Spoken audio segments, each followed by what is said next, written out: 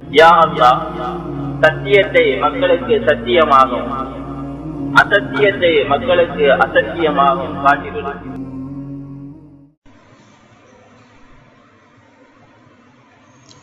அல்ஹம்துலில்லாஹ், ஸலாத்து வஸ்ஸலாமு அலா ரசூலில்லாஹ் முஹம்மது இப்னு அப்துல்லாஹ் வ பஅத். அல்லாஹும்ம ஸல்லி அலா முஹம்மதின் வ அலா ஆலி முஹம்மத் கமா ஸல்லைத அலா இப்ராஹீம வ அலா ஆலி இப்ராஹீம இன்னக ஹமீதும் மஜீத். அல்லாஹும்ம பாரிக் அலா முஹம்மதின் வ அலா ஆலி முஹம்மத் كما باركت على إبراهيم وعلى آل إبراهيم إنك حميد مجيد.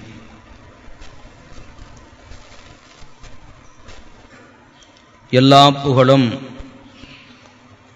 எல்லாம் வல்ல அல்லாஹ் ஒருவனுக்கே சொந்தமானது. சாந்தியும் சமாதானமும் இறுதி தூதர் ரசூலுல்லாஹி ஸல்லல்லாஹு அலைஹி வஸல்லம் அவர்கள் மீதும், அன்னாரின் வழிமுறைகளை பின்பற்றி வாழ்ந்து சென்ற உத்தம சஹாபா பெருந்தகைகள், மறுமை நாள் வரை தூய்மையான உள்ளத்தோடு சத்தியத்தை பின்பற்றி மூமின்களாக முஸ்லிம்களாக நாளை மறுமையிலே ஒன்று கூடி சந்திக்கவிருக்கக்கூடிய அனைத்து ஆத்மாக்களுக்கும் அல்லாஹுடைய சாந்தியும் சமாதானமும் என்றென்றும் நிலவட்டுமாக என்று பிரார்த்தித்து இந்த உபதேசத்தை ஆரம்பம் செய்கிறேன். சூரா அல் பக்ராவினுடைய 181வது வசனம் உங்கள் முன்னிலையில் இப்போது ஓதி காண்பிக்கப்பட்டது. அந்த வசனத்திற்கு முன்னால்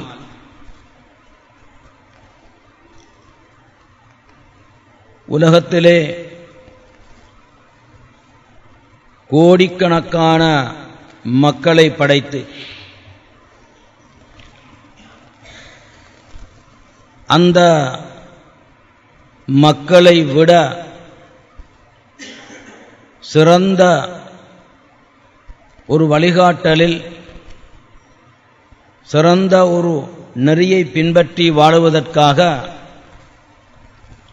விரல் விட்டு எண்ணப்படக்கூடிய ஒரு சிறிய தொகையினரை அல்லாஹு தஆலா தேர்ந்தெடுத்திருக்கின்றான். இது அல்லாஹ்வுடைய அளவிட முடியாத அருளும் கிருபையும் ஆகும்.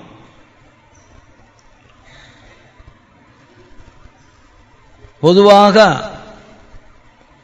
மார்க்கம், மதம், ஒரு கொள்கை என்ற விடயத்தை மக்கள் பின்பற்றக்கூடியது நாம் பார்க்கிறோம். அவர்களிடத்திலே நாம் சென்று உங்களுடைய மார்க்கம் தானா தூய்மையானது, தெளிவானது,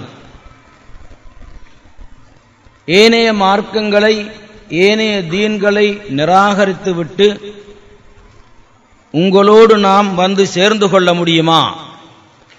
இதற்கு உங்களிடம் என்ன உத்தரவாதம் இருக்கிறது என்று அவர்களை நோக்கி நாங்கள் கேட்டால் அவர்களால் அடித்துச் சொல்லக்கூடிய அளவுக்கு தெளிவான ஒரு அத்தாட்சியோ ஆதாரமோ இல்லாத நிலையில் சடங்கு சம்பிரதாயம் என்ற வகையில் ஏதோ ஒரு கொள்கையை மூதாதையர்களை பின்பற்றி சென்று கொண்டிருக்கின்றார்கள். அவர்கள் பின்பற்றக்கூடிய அந்த கொள்கை இதுதான் தெளிவான நேரான ஒரு பாதை என்று காட்ட முடியாத அளவுக்கு சந்தேகத்திலும் குழப்பத்திலும் ஆழ்ந்து கிடக்கின்றார்கள். இதனை எங்களுக்கு தெளிவுபடுத்தக்கூடிய ஒரு செய்தி, சல்மான் ஃபாரிஸ் ரலியல்லாஹு அன்ஹு அவர்கள் இஸ்லாத்தை ஏற்றுக்கொள்வதற்கு முன்னால் சில மத தலைவர்களிடம் சென்று இந்த கேள்வியை முன்வைக்கிறார்கள். கிறிஸ்தவர்களிடத்திலே சென்று, உங்களுடைய இந்த கிறிஸ்தவ மதம்தானா நேரான பாதை, நேரான தூய்மையான மார்க்கம்? இதனை நான் ஏற்றுக்கொள்ள முடியுமா? இதனை ஏற்றுக்கொள்வதன் மூலம் மறுமையில் எனக்கு விமோசனம் கிடைக்குமா? இவற்றுக்கெல்லாம் உங்களால் உத்தரவாதம் தர முடியுமா? கிறிஸ்தவ பாதர் கூறுகிறார், எங்களால் முடியாது என்று சொல்லிவிட்டு இன்னும் ஒரு கொள்கையின் பால் அவர்கள் என்ன செய்கிறார்கள்? சைக்கினை காட்டுகிறார்கள். பிறகு யூதர்களிடத்திலே வருகிறார், யூத உலமாக்களிடத்திலே வருகிறார். அந்த மனிதர் வந்து, நாளை மறுமையிலே என்னுடைய ஆத்மாவை நரகத்திலிருந்து பாதுகாத்துக் கொள்ளக்கூடிய அளவுக்கு உத்தரவாதம் அளிக்கக்கூடிய தூய்மையான ஒரு கொள்கையை நீங்கள் முன்வைக்கிறீர்களா? எனக்கு உங்களால் அப்படியான ஒரு கொள்கையை, வழிகாட்டலை காட்ட முடியுமா? நீங்கள் பின்பற்றுகின்றதுதானா உண்மை? பல கேள்விகளை தொடுக்கிறார். அவர்களும் சொல்லிவிடுகிறார்கள், எங்களால் அப்படி உத்தரவாதம் சொல்ல முடியாது. நாங்களும் ஏதோ பின்பற்றிக் கொண்டிருக்கிறோம், ஆனால் இதைவிட சிறந்த ஒரு கொள்கை, இதைவிட சிறந்த ஒரு மனிதர் வழிகாட்டிக் கொண்டிருக்கிறார், அவரின்பால் செல்லுங்கள். சல்மான் ஃபாரிஸ் ரலியல்லாஹு அன்ஹு மூன்றாம் நபராகிய அருமை ரசூலுல்லாஹி ஸல்லல்லாஹு அலைஹி வஸல்லம் அவர்களிடத்திலே வருகிறார்கள். அல்லாஹ்வின் தூதர் ஸல்லல்லாஹு அலைஹி வஸல்லம் அவர்களிடத்திலே அதே போன்ற கேள்வியை முன்வைக்கிறார்கள். அல்லாஹு தஆலாவின் உதவியை கொண்டு அருமை ரசூலுல்லாஹி ஸல்லல்லாஹு அலைஹி வஸல்லம் அவர்கள் தான் கொண்டு வந்த கொள்கை ஒன்றும் தான் தூய்மையானது, இதை மட்டும்தான் இந்த பூமியிலே பின்பற்ற வேண்டும், இது அல்லாத எந்த ஒரு மதத்தை, மார்க்கத்தை, கொள்கையை பின்பற்றினாலும் யாராலும் நரகத்திலிருந்து தப்பவோ சுவர்க்கம் நுழையவோ முடியவே முடியாது என்று அடித்து சொன்னார்கள். அதனை தெளிவுபடுத்தக்கூடிய வகையில் அல்லாஹு தஆலா நபியுல்லாஹி ஸல்லல்லாஹு அலைஹி வஸல்லம் அவர்களுக்கு படித்துக் கொடுக்கிறான். குல், சொல்லுங்கள் நபியே, ஹாதிஹி சபீலி அதுஉ இலல்லாஹ் அலா பஸீரத்தின் அன வ மன் இத்தபஅனி. சொல்லுங்கள், இது என்னுடைய தெளிவான நேரான பாதை, நானும் என்னை பின்பற்றுகின்றவர்களும் தெளிவோடு இருந்து கொண்டு அழைக்கின்றோம். இது யார் உத்தரவாதம் அளித்தது? அல்லாஹ். யாருக்கு அளித்தது? தூதர் ஸல்லல்லாஹு அலைஹி வஸல்லம் அவர்களுக்கு அளித்தது. எனவே அல்லாஹ்வுடைய தொடர்போடு தூதர் ஸல்லல்லாஹு அலைஹி வஸல்லம் அவர்கள் பின்பற்றிய அந்த கொள்கை அந்த தொடரோடு இருந்து கொண்டிருக்கிறது. அதன் பின்னால் வரக்கூடிய மனிதர்கள், ஒவ்வொரு மனிதராக நாம் பார்ப்போம். சல்மானுல் ஃபாரிஸ் ரலியல்லாஹு அன்ஹு, அம்ர் இப்னு ஆஸ் ரலியல்லாஹு அன்ஹு, ஜுபைர் ரலியல்லாஹு அன்ஹு, யாரை எடுத்தாலும் அல்லாஹ்வின் தூதர் ஸல்லல்லாஹு அலைஹி வஸல்லம் அவர்களுடைய திருக்கரத்தை பிடித்து உடன்படிக்கை செய்து சத்தியத்தை ஏற்றுக்கொண்டதன் பின்னால் மரணம் வரைக்கும் அவர்களுக்கு சந்தேகம் வந்ததே கிடையாது. மரணம் வரைக்கும் இதுதான் சத்தியம், இதுதான் உண்மை, இது என்னை நரகத்திலிருந்து காப்பாற்றும், சொர்க்கத்தின் அளவில் என்னை இட்டுச் செல்லும் என்ற அந்த நம்பிக்கையின் ஆழமாக பதிந்து கிடந்தார்கள். எனவே அல்லாஹு தஆலா எந்த அளவுக்கு அவர்கள் அந்தஸ்தை உயர்த்துகிறான் என்றால், ரலியல்லாஹு அன்ஹும் வரது அன்ஹு, அல்லாஹ் அவர்களை பொருந்திக் கொண்டான், அவர்களும் அல்லாஹ்வை பொருந்திக் கொள்கின்றார்கள். எப்படிப்பட்ட ஒரு உத்தரவாதம்! அப்படிப்பட்ட ஒரு உத்தரவாதத்தை சுமந்த ஒரு கொள்கைதான் ஜமாஅத்துல் முஸ்லிமீன் என்கின்ற எங்களால் முன்வைக்கப்பட்டுக் கொண்டிருக்கிறது. சரி, இந்த ஜமாஅத்துல் முஸ்லிமீனுக்குள் நுழைந்திருக்கின்ற வாலிபர்களும் யுவதிகளும் அல்லது வயோதிபர்களும் இதுதான் எங்களுடைய தெளிவான கொள்கை, இதை விடுத்து எந்த ஒரு கொள்கையையும் இந்த பூமியில் நாம் பின்பற்ற முடியாது என்று அடித்து சொல்லுகின்ற அளவுக்கு தெளிவோடும் உறுதியோடும் இருக்கின்றோமா என்பது அடுத்த கேள்வியாகும்.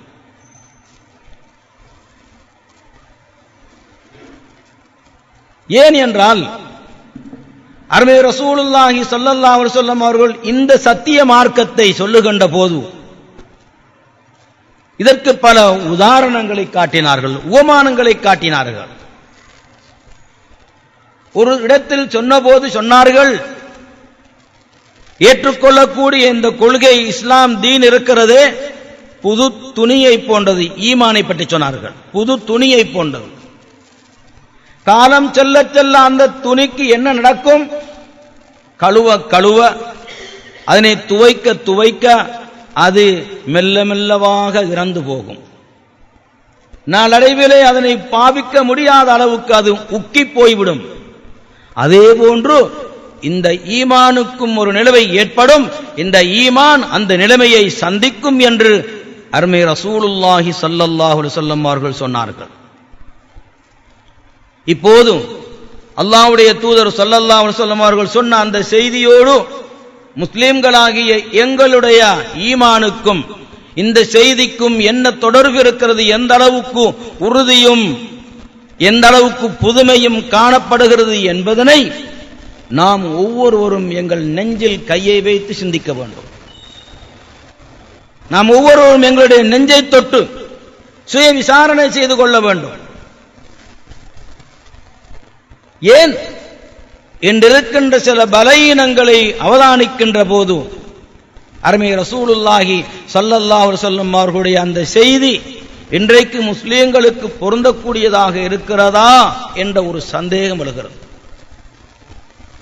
சில சந்தர்ப்பங்களில் சில மனிதர்களை பார்க்கின்ற போது, சில வாலிபர்களை பார்க்கின்ற போது கவலையாக இருக்கிறது.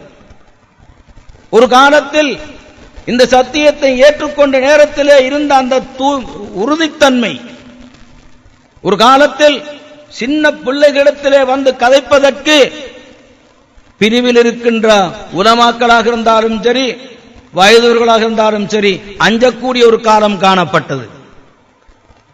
பின்வாங்குவார்கள், கதைப்பதற்கு முன்வர மாட்டார்கள்.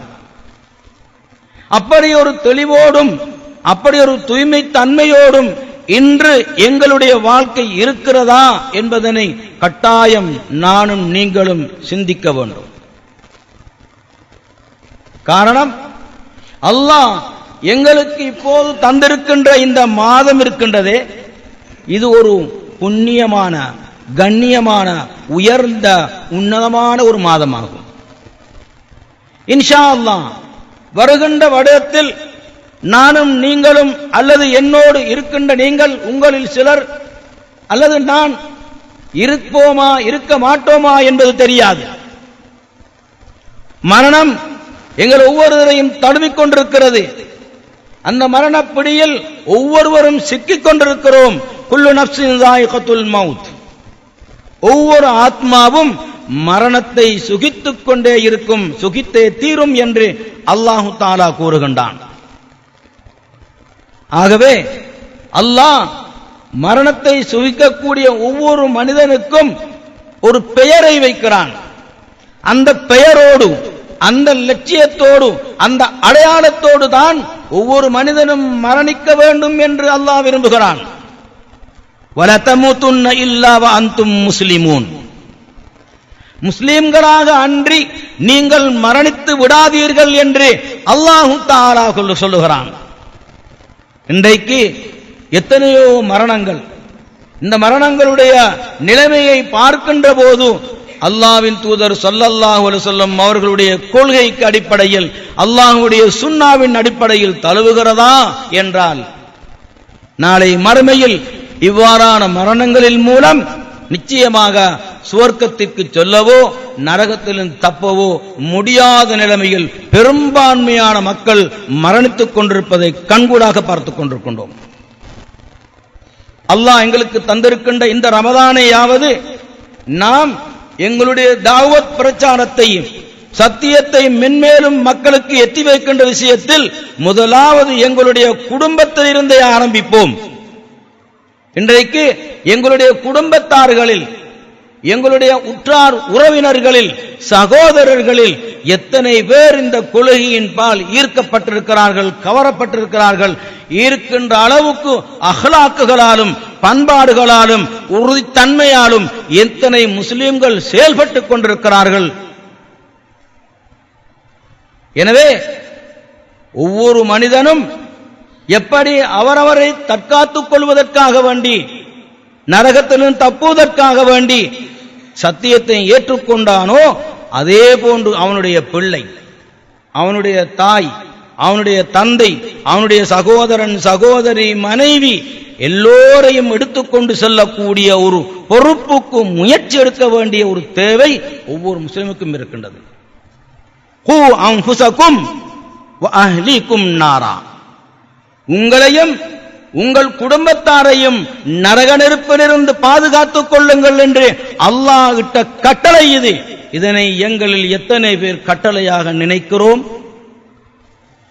எம்மில் எத்தனை பேர் இதனை கட்டளையாக நினைத்து அல்லாஹ்விடத்திலே என்னுடைய தந்தை, தாய், சகோதரன், சகோதரி சத்தியத்தில் நுழைந்து கொள்ளவில்லை, இவர்களுக்காக வேண்டி எத்தனை பேர் வருந்தி அல்லாஹ்விடத்திலே சுஜூதிலே இருந்து பிரார்த்திக்கிறோம்? யா அல்லாஹ், எனக்கு நீ நேர்வழி காட்டி விட்டாய், எனக்கு நீ நல்வழிப்படுத்தி விட்டாய், உன்னுடைய நேரான பாதையில் நான் நுழைந்து கொண்டேன், என்னை நீ இணைத்துக் கொண்டாய், உனக்கு 1000 கோடி நன்மை, ஷுக்குர் ஷுக்குர், அல்லாஹ் உனக்கே புகழெல்லாம் என்று நாம் சொல்லிக் கொள்வோம். அதே நேரம் என்னுடைய தாய் இந்த கொள்கைக்கு வெளியே இருக்கிறாள், என்னுடைய தந்தை இந்த கொள்கைக்கு வெளியே இருக்கிறார், என்னுடைய சகோதரன் சகோதரி வெளியே இருக்கிறார்கள் என்று கவலைப்பட்டு அல்லாஹ்விடத்திலே சுஜூதிலிருந்து அழுது கேட்கக்கூடியவர்களும் எத்தனை பேர்? இது ஒரு லேசான காரியம் அல்ல, இது ஒரு அற்பமான விஷயம் அல்ல. இதனை ஒரு சின்னதாக நாங்கள் நினைத்துக் கொள்ள கூடாது. ஏன், நாளை இந்த உலகத்தோடு முடியக்கூடிய ஒரு வாழ்க்கை இந்த உலகத்தோடு முடிந்துவிட்டது என்றால் அடுத்த கட்டம் மரணமே இல்லாத ஒரு வாழ்க்கைக்கு நாம் தயாராக இருக்கிறோம். மரணமே, அங்கு மனிதன் மரணிப்பதற்கு சாகுவதற்கு நினைத்தாலும் முடியவே முடியாது. சாதாரணமாக உலகத்திலே ஒரு குற்றத்தை செய்து காவலர்களிடத்திலே அகப்பட்டுக் கொண்டவன், ஒரு ஆர்மி போலீஸ் இடத்திலே அகப்பட்டுக் கொண்டவன் நிலைமை அவனை அவனால் பாதுகாத்துக் கொள்ள முடியாது என்றால், இவர்களை எல்லாம் விட பன்மடங்கு பாதுகாப்பு கொண்ட, பல்மடங்கு உண்மைத்தன்மை கொண்ட மலக்குகளிடமிருந்து இவர்களால் எப்படி தப்ப முடியும்? அந்த மலக்குகளோ அல்லாஹ்வால் இடப்பட்ட கட்டளை அப்படியே நிறைவேற்றிக் கொண்டிருப்பார்கள். கடுகளவும் இரக்கம் காட்ட மாட்டார்கள். கடுகளவும் இவர் இன்னார், இவர் இந்த குடும்பம், இந்த வம்சம், இந்த குடும்பத்தைச் சேர்ந்தவர் என்று அங்கே பெரியவர் சிறியவர் என்று பாராமுகமாக இருந்து கொள்வார்கள்.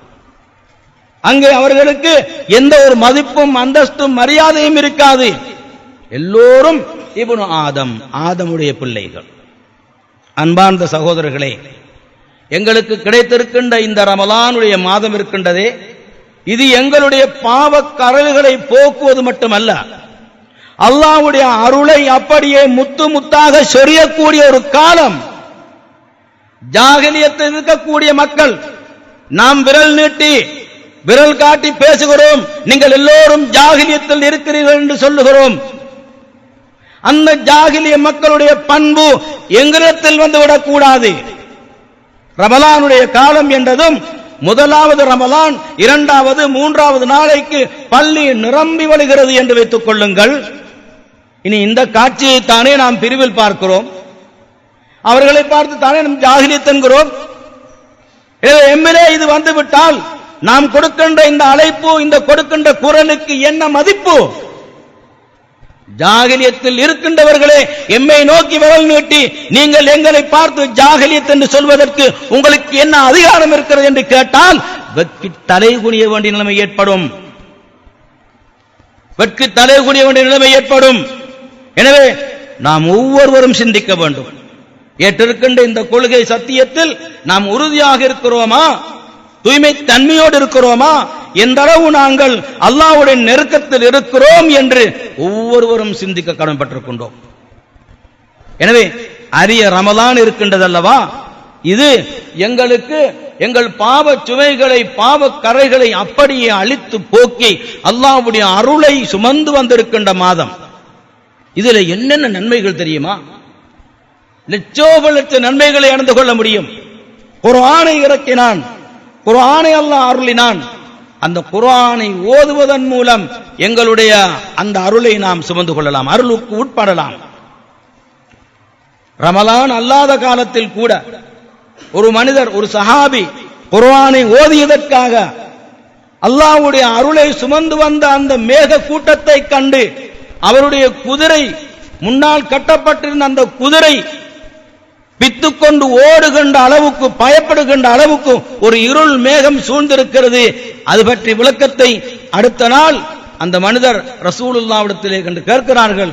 கேட்கும் போது அல்லாஹ்வுடைய தூதர் சொன்னார்கள், ஸாலிக ரஹ்மத்து, அதான் அல்லாஹ்வுடைய அருள். ஸாலிக சக்கீனா, சக்கீனத்துன் என்றார்கள். அல்லாஹ்வுடைய சக்கீனத், அமைதியை, அல்லாஹ்வுடைய அமைதியை அதனை கொண்டு வந்தார்கள் மலக்குகள். அதுதான் அங்கே உங்களுக்கு அருளப்பட்டிருக்கிறது என்று அல்லாஹ்வுடைய தூதர் அந்த மனிதருக்கு விளக்கம் கொடுத்தார்கள். சரி, வந்திருக்கின்ற இந்த ரமலானில் இன்ஷா அல்லாஹ் இதற்கு முன்னால் நாங்கள் பொடுபோக்காக இருந்திருந்தோம் என்றால், பின்னால் இன்னும் எங்களுக்கு அல்ஹம்துலில்லாஹ் இன்னும் தவணை இருக்கிறது, நாட்கள் இருக்கின்றன. நாம் அறியாமையில் தெரியாமையில் பொடுபோக்காக மறதியாக வேலைப்படு காரணமாக ஏதோ பல சாட்டுகளை நினைத்துக் கொண்டிருப்போமானால் அவற்றை இன்றோடு கைவிடுவோம். குர்ஆனுடனான தொடர்பை ஏற்படுத்துவோம், குர்ஆனை விளங்குவோம், ஓதுவோம், படிப்போம். முடியுமானவரை ஓதுகின்ற போது கூட, ஓதுகின்றவர்கள் கூட கவலைப்படக்கூடாது. இந்த மாதம் இருக்கின்றதே அருள் பொருந்திய மாதம், குர்ஆனை எனக்கு ஓத தெரியாது என்று அவர் தப்பிவிட முடியாது, அவர் சாட்டு சொல்லிவிட முடியாது. அல்லாஹ்வின் தூதர் ஸல்லல்லாஹு அலைஹி வஸல்லம் அவர்கள் கூறுகின்றார்கள், ஒரு மனிதன் குர்ஆனை ஓதுகிறான், யததஅ ஃபீஹி, அவர் திக்கி திக்கி ஓதுகிறார், ஃபலஹு அஜ்ரான், அவருக்கு 2 கூலி என்று அல்லாஹ்வுடைய தூதர் ஸல்லல்லாஹு அலைஹி வஸல்லம் சொன்னார்கள். ஆகவே இந்த செய்தியை கேள்விப்படக்கூடிய ஒவ்வொரு சகோதரரும் நாளைய தினம் இன்ஷா அல்லாஹ் குர்ஆனை தூக்க வேண்டும். எனக்கு ஓத தெரியாது என்று சொல்லக்கூடாது. குர்ஆனை எடுத்து என்ன செய்ய வேண்டும்? மொழிய வேண்டும், ஓத வேண்டும். ஓதும் போதெல்லாம் நிச்சயமாக அங்கே திக்குதல் ஏற்படும், தடுமாற்றம் ஏற்படும். எப்பவோ 6 வயதிலே சுமந்த குர்ஆன் 12 வயது வரைக்கும் ஓதியிருப்போம். ஆனால் சிலருக்கு திருமணம் முடித்ததன் பின்னால் குர்ஆனோடு உள்ள சம்பந்தமே கிடையாது. இப்போது எதனை வைத்து இந்த சம்பந்தத்தை குறைக்கிறார்கள் என்றால், என்னால் ஓத முடியாது, எனக்கு தெரியாது, நான் மறந்து விட்டேன், இப்படி சாட்டு சொல்லக்கூடாது. இவர் ஓத வேண்டும். அருமை ரசூலுல்லாஹி ஸல்லல்லாஹு அலைஹி வஸல்லம் அவர்கள் ஊக்குவிக்கின்றார்கள், நற்செய்தி சொல்லுகின்றார்கள். குர்ஆனை யார் ஓதுகிறானோ யததஅ ஃபீஹி, அதிலே அவன் திக்கி திக்கி ஓதுகிறான் என்றால் அவனுக்கு 2 கூலி என்று அல்லாஹ்வின் தூதர் ஸல்லல்லாஹு அலைஹி வஸல்லம் சொல்கின்றார்கள். இது உண்மை, இதை நான் நம்ப வேண்டும். ரசூலுல்லாஹ்வுடைய வார்த்தை ஒரு நாளும் பொய்யாகாது. அஸ்ஸாதிக் அல் அமீன் என்று அவர்களை ஏற்றுக்கொள்ளாத சமூகம் கூட உத்தரவாதம் கொடுத்து விட்டது. அண்மையில் கூட உலகத்திலே, உலக அளவிலே சிறந்த மனிதர், மனிதர் யார் என்று இருக்கின்றவர்கள் ஆய்வு செய்து பார்க்கிறார்கள். இன்றும் இந்த நூற்றாண்டிலும் அருமை ரசூலுல்லாஹி ஸல்லல்லாஹு அலைஹி வஸல்லம் அவர்கள்தான் சிறந்த மனிதர், உலகத்திலேயே நம்பர் 1. யார் கொடுப்பது உத்தரவாதம்? யார் கொடுத்தது? இஸ்லாத்தில் இல்லாதவர்கள் கொடுத்த உத்தரவாதம் இது. அல்லாஹ் அந்த நபியை எப்படி கண்ணியப்படுத்துகிறான், கௌரவப்படுத்துகின்றான். எனவே அவர்களுடைய ஒரு வார்த்தை பொய் ஆகுமா? ஒரு நாளும் பொய்யாகாது, ஒரு நாளும் அது மறுக்கப்படக்கூடியதும் அல்ல. ஆகவே நாம் இன்ஷா அல்லாஹ் இந்த மாதத்தில் இந்த நோன்புகளை பிடிப்பது மட்டுமல்லாமல் குர்ஆனுடனான தொடர்புகளை ஏற்படுத்திக் கொள்ளுவோம். திக்கி திக்கி ஓதும் போதெல்லாம் எங்களுக்கு அல்லாஹ்விடம் இருந்து அளப்பரிய நன்மைகள் காத்துக் கொண்டிருக்கின்றன. எனவே இன்னும் நிறைய செய்திகள் இவற்றை பற்றி சொல்வதற்கு நிறைய ஏராளமான செய்திகள் இருக்கின்றன. இன்ஷா அல்லாஹ் எதிர்வரக்கூடிய சந்தர்ப்பங்களில் இது போன்ற தொடர் செய்திகளை நாம் அடுத்தடுத்த பாடங்களில் பார்ப்போம். இதுவரைக்கும் கேட்ட இந்த உபதேசத்தை நானும் எடுத்து நடப்பதோடு இதனை யாரெல்லாம் செவிமடுத்தார்களோ அவர்கள் அனைவரும் தூய்மையான உள்ளத்தோடு செவிமடுத்து செயலாற்றக்கூடிய பாக்கியத்தை எம் அனைவருக்கும் அல்லாஹு தஆலா